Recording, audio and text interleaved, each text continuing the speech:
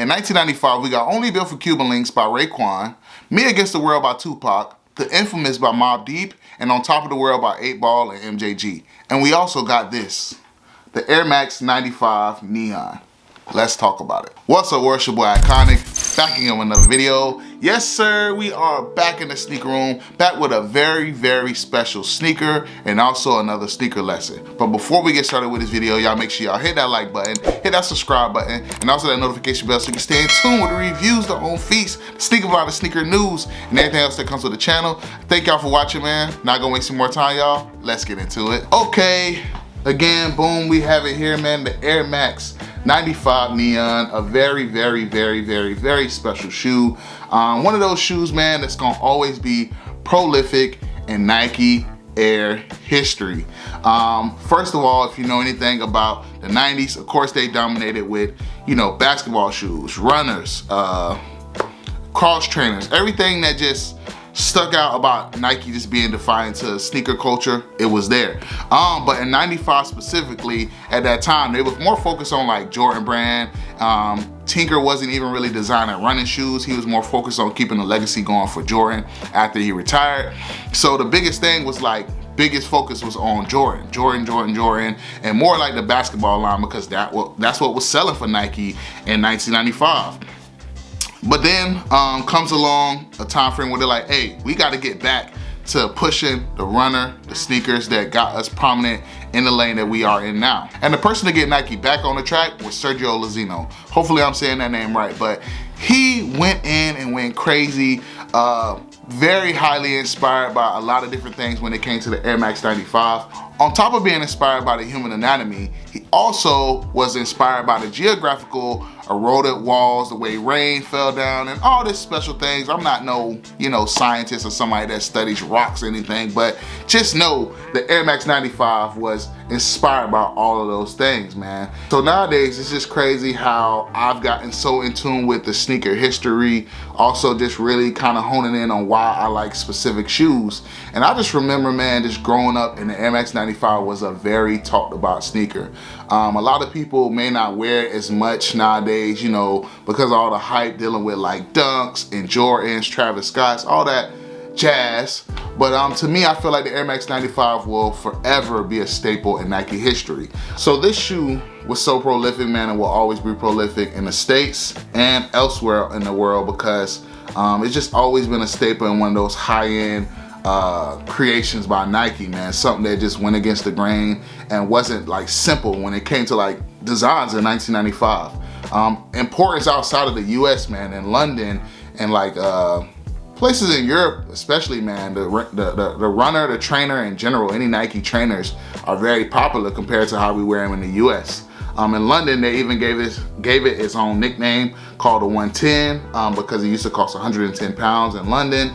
And this is like a uniform sneaker for a lot of people out there in London. On top of that, man, just growing up for me specifically, I always seen, you know, the dope boys, the drug dealers, the people that were just in the streets really wear Air Max 95s, man. In high school, I remember Gucci Mane had this line, 95 Air Max cause I'm a dope runner. Like that was the line. That was the line that got a lot of us in the South. I ain't gonna say all of us hooked on the 95s, but I just remember like hearing that and just knowing like, bruh, the dope boys really wore the 95s, man. All the people that was hustling in the streets were wearing Air Max 95s, man. And you know, that's kind of like, to us, I know a lot of people get hyped off of what they see online, but you know, shoes back then for us was all built off of what the streets was, you know? What the streets wore, what the people were wearing in the streets, what made it hot. You know, music made shoes hot. You know, what was going on. Really, you know, people talk about streetwear. This was streetwear. It wasn't just about, you know, Supreme and all the hype shit, man. It's like back then, me growing up in the South, being in Florida, bro, like stuff like this was popping, especially this colorway. This colorway was like super hot. You know, I feel like it did get super famous before even like music in general when we talk about just songs, but I feel like it definitely like has a lot of crazy famous lines, especially like, you know, hate it or love it, the game. He says, I'll kill you if you try me for my Air Max 95. You know, that was a big line back when I was younger as well. So, you know, it just seems like the Air Max 95 has always had a chokehold on the streets, man, in my opinion. But this specific colorway, man, just so famous, so prolific, man. Shout out to Sergio going the extra mile, making sure that we actually got something different that focused back on running at the time frame, and really finding inspiration to create this shoe. Looking up on some history as well, he said he kind of like always listened to Tinker when Tinker said, even though a shoe is dope, what's your story behind it? What's the history? And I think it's dope that he was able to find inspiration through those things to create the Air Max 95, man. I love the fact that we got the super gradient look on this joint. This is the first Nike, or mostly I believe the first shoe to have the air unit visible in the forefront. It's just a lot of great history behind the shoe, man, and I'm glad to have it back in the collection, man. Honestly, I am a true size 11 in Air Maxes. I always go a half size up, but for some reason, in the Neon Air Max 95, going a full size up feels really good, and the shoe doesn't look crazy big at all. On OfferUp, man, I did get this size 11.5, and you wouldn't believe how much I got it for. Literally $125. If you go look at resale right now, resale is like $399, $350, $400, and this right here is a steal. You know what I mean? Shoe looks almost brand new, probably worn a few times, and you know what? You know me, I had to get this joint, have it in the collection, and I'm thankful to get it, man. Another dope thing about this shoe, I love the fact that they did brand this back in 2020, that it did have the box. You know what I mean? I feel like nowadays Nike does not do that with all his runners and the OG 90 shoes. This one right here with this box, this Air Max box is crazy, bro, crazy. Look how great that looks on camera.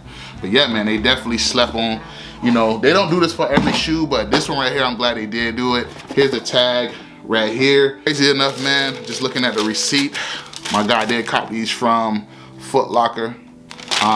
At the time frame, retail on these joints was $170. After tax, they came to $184.45. And again, your boy got them for $125. Again, shoe looks almost brand new. Just crazy to actually have these in hand again. I did a review and on feed of these a while back, man, but it's just dope to have these in hand again. You know, again, I had these joints in high school, getting these back again. My mom, when I got them last night with my mom, she was like, oh, I remember those, you had those, didn't you? And I'm like, yeah, in high school, but actually my brother was in the streets, and you know, when he went away, I definitely took these and wore these joints because, hey, can never go wrong with a Nike Air Max 95, especially this colorway, man. So dope, so bright, and so amazing. These released in 2020 for a price tag, I believe, of $170.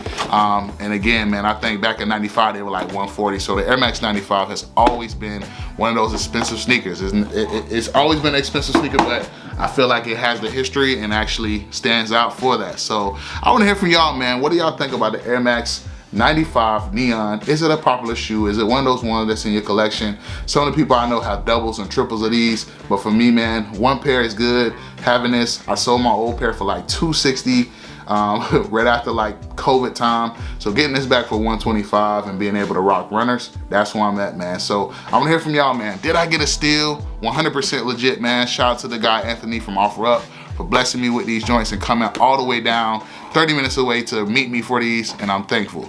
Thank y'all, man, for watching. Let me know what you think about the video. Let me know what you think about the lighting setup. Let me know what you think about the content in general, man. Thank y'all for watching. Before y'all go, y'all make sure y'all hit that like button, hit that subscribe button, and also that notification bell so you can stay in tune with the reviews, the on feats, the sneaker vlog, the sneaker news, and everything else that comes with the channel. Thank y'all for watching, man. The future belongs to those who prepare today. Till tomorrow, y'all. Peace.